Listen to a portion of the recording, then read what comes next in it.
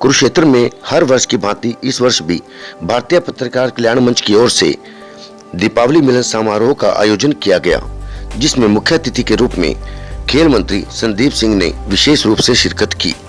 उनके साथ कुरुक्षेत्र के विधायक सुभाष सुधा, कुरुक्षेत्र जिला अध्यक्ष राजकुमार सैनी, पूर्व जिला अध्यक्ष धर्मवीर मिर्जापुर ने पहुंचकर सभी पत्रकारों को दीपावली की शुभकामनाएं दी। वह पत्रकारों के लिए कई अहम मुद्दों पर चर्चा भी की।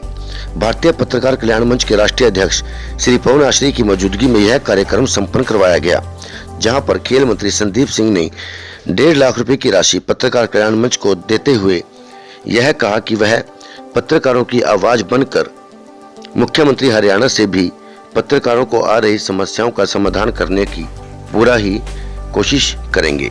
7 डेज हलचल के लिए कुरुक्षेत्र से मंजीत कौर, अरविंद मोहन शर्मा के साथ चंद्र अग्रवाल की रिपोर्ट। और साथ ही गुरजिंदर जी को भी स्मृति चिन्ह दें। हमारे पूर्व जिला अध्यक्ष हैं श्री धर्मवीर, दिखा ही देता है, बढ़ते रहे लगातार कदम तो मैं मंजिल तक पहुंचा ही देता है, दीपावली तो पर्व है।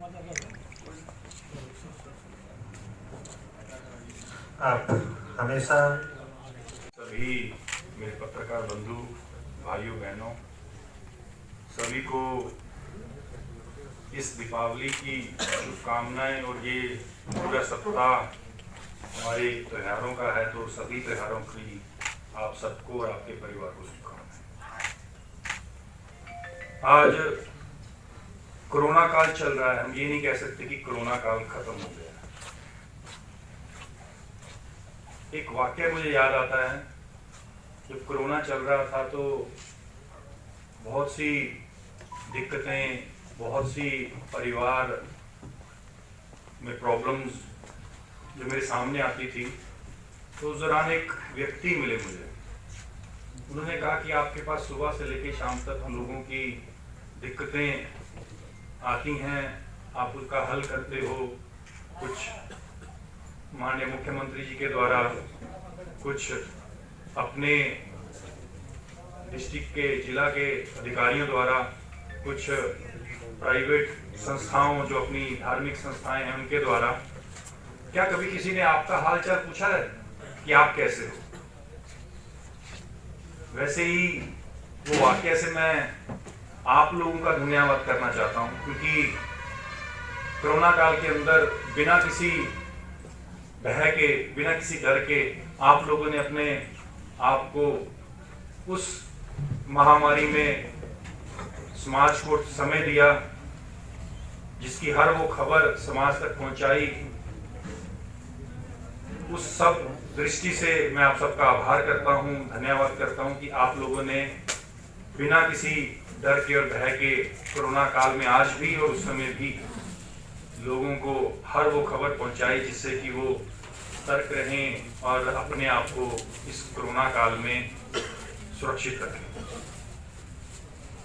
कोरोना काल चल रहा है अभी भी, तो हरियाणा गवर्नमेंट लगातार कुछ ना कुछ पब्लिक के लिए, समाज के लिए, जनता के लिए कर रही है। ये सिर्फ हरियाणा के लिए नहीं, देश के लिए नहीं, पूरे विश्व के लिए चिंता की बात है कि पूरे विश्व का जो रेवेन्यू है वो बहुत गिर रहा है।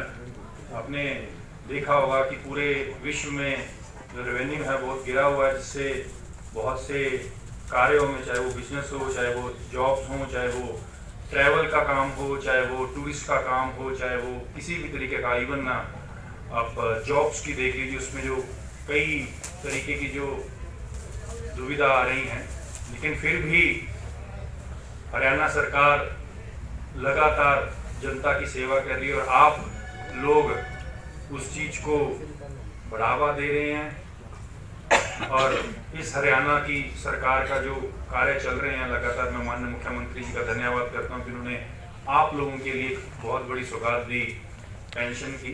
तो आपकी जो, मैं बैठा सुन रहा था, क्योंकि मैं जब कोई बोलता है तो मैं सुनने में ज़्यादा विश्वास रखता हूँ। उस समय मैं सुन रहा था कि टोल टैक्स की बात हो या पेंशन की एज की बात हो, या फिर कैटेगरी की बात हो, सोशल मीडिया के पत्रकारों की बात हो, वो सभी बातें मैं सुन रहा था।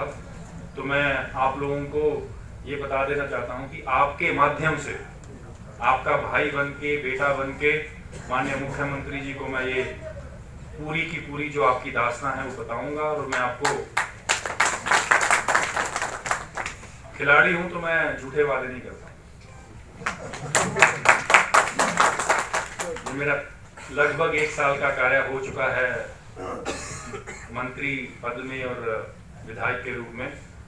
तो आपके कई ऐसे पत्रकार बंधु मित्र हैं, आप उनसे भी पूछ सकते हैं कि मैं जो प्रॉमिस करता हूं उसको पूरा करता हूं। तो मैं आपका सहयोगी बनकर मैं माननीय मुख्यमंत्री जी के पास ये आपका प्रस्ताव